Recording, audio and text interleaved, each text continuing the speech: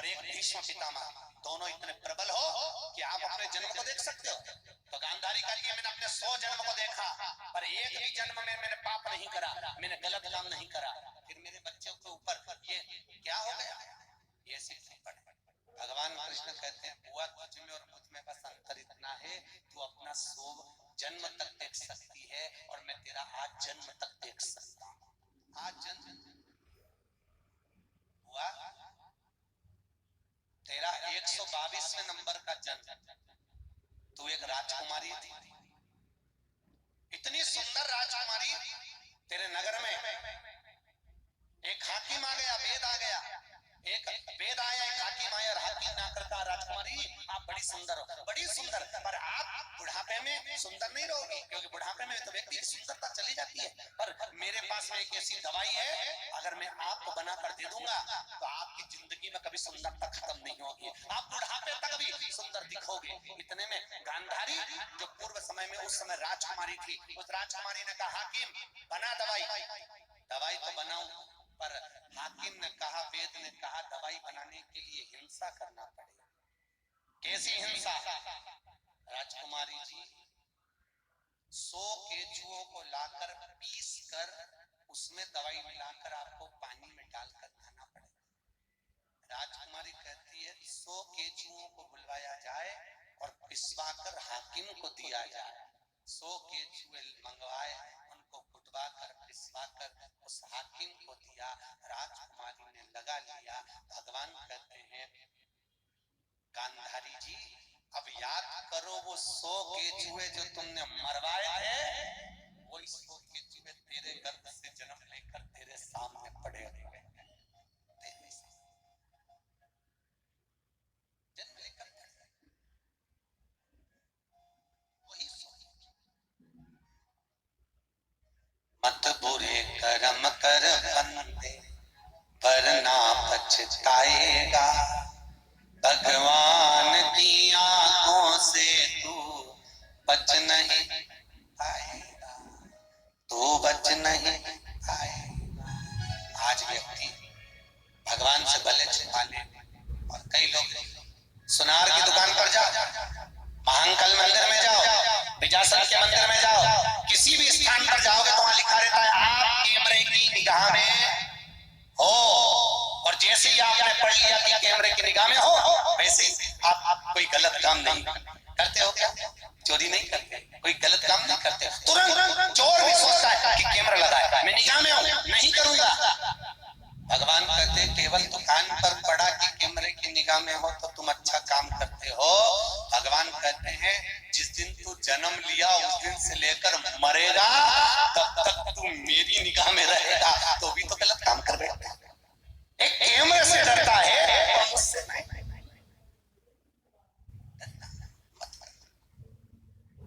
कई लोग कहते हैं होगा जो देखा जाएगा। लोग प्रश्न भी करते हैं, महाराज जो कथा सुनता है वो भी मरता है? हमने कहा जो नहीं सुनता वो, हमने कहा वो भी मरता है। जो दान करता है वो मरता है कि नहीं मरता? हमने कहा मरता है। आजकल के लड़के बहुत प्रश्न करते हैं, तो जो दान नहीं करे वो भी मरता है, जो भजन करे वो भी मरेगा, जो नहीं करेगा वो भी मरेगा, जो शिव पुराण सुनेगा वो भी मरेगा, जो नहीं सुनेगा अरे बोले तो वो भी मरेगा, जो बादाम खाएगा जो नहीं खाएगा वो भी मरेगा। मरना तो सबको है। तो फिर महाराज जब मरना सबको है तो कथा सुनने से फायदा क्या है? महाकाल मंदिर जाने से फायदा क्या है? विजासन जाने से फायदा क्या है? हर सिद्धि जाने से फायदा क्या है? छिपरा में नहाने से फायदा क्या है? हमने कहा ओ लीला जी सुन तो सही, फायदा एक ही है। बिल्ली अपने मुंह से अपने बच्चे को साथ घर लेकर जाती है, बच्चे का शरीर से खून निकलता है क्या? अरे बोलो तो बच्चा मरता है क्या?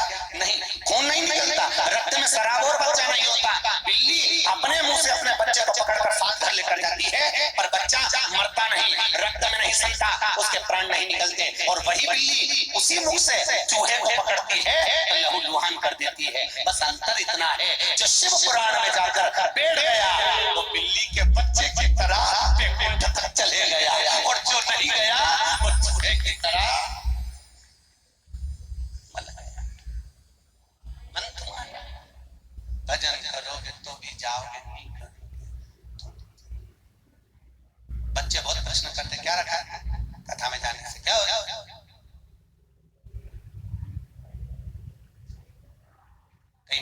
कि हमको तो कथा याद ही नहीं रहती महाराज, तो कथा सुनने से फायदा क्या?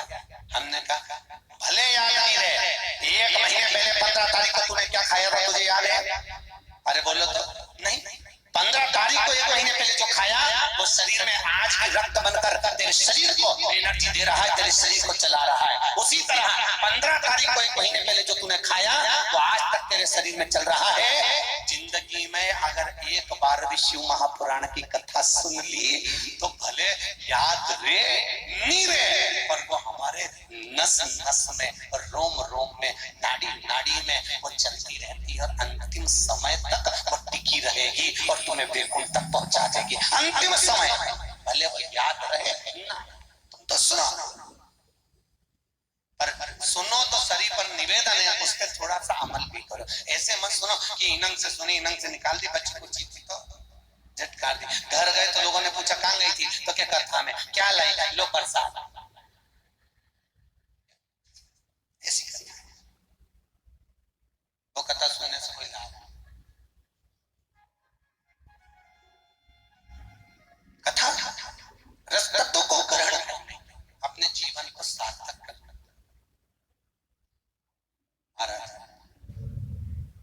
देवऋषि नारद पार्वती जी का जन्म हुआ है मेनावती के घर से, माता मेनावती के घर से। मेना, धन्या और कला, ये पितरों की 3 लड़कियां हैं। क्या नाम है उनका? मेना, धन्या और कला। पितृलोक में जो पितर निवास करते हैं, उस पितृलोक में रहने वाले पितरों की 3 लड़कियां, मेना, धन्या और कला। एक बार मेना, धन्या और कला श्रृंगार कर कर निकल कर जा रही थी। वहीं से सनत कुमार बैठकर तप कर रहे थे।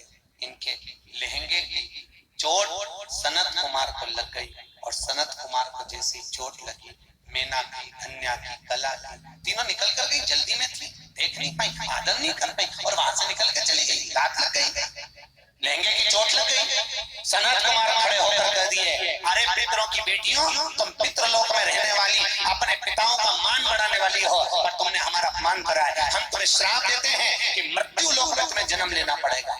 तो मेना, धन्या, कला, तुम्हें पृथ्वी पर जाना पड़ेगा। तीनों चरणों में पड़ गए, हम पर कृपा करो।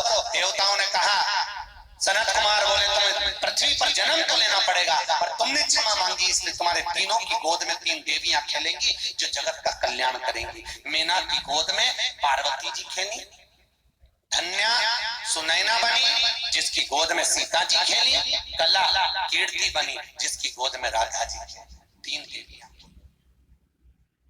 महाराज पितृलोक में निवास करते कार्य थे। पितर कौन से कपड़े पहनते हैं? पितरों के कपड़े कौन से कलर के? सफेद। काय पे बैठते हैं?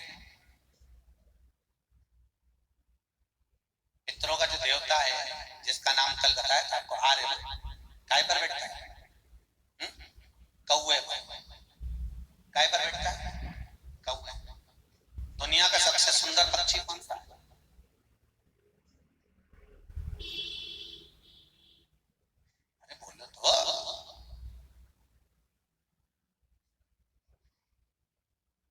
सब एक साथ बोले।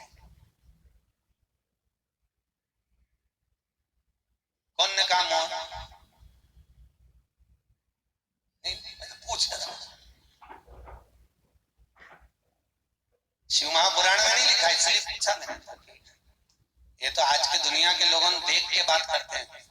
दुनिया का सबसे सुंदर पक्षी जो हंस और बगुले को भी मात कर दे, इतना सुंदर, इतना सफेद, इतना सुंदर बोलने वाला, केवल एक ही पक्षी है, वो है कौवा।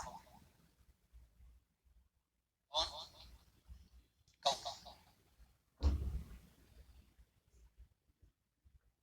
दुनिया का सबसे सुंदर पक्षी था।